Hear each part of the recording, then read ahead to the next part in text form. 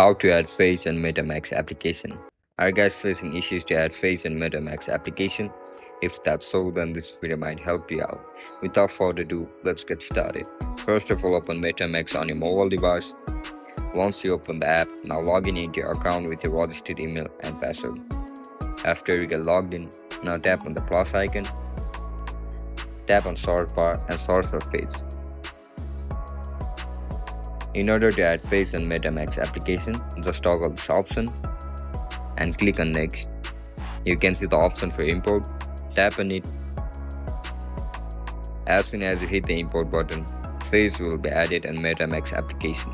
And that's it, guys. That's how you're gonna add Face and MetaMask application. If you guys found this video helpful, don't forget to like, share, and subscribe to our channel. And if you guys have any issues regarding MetaMask application, make sure to comment down below so that I can help you out. I'll catch you up in the next one. Bye bye.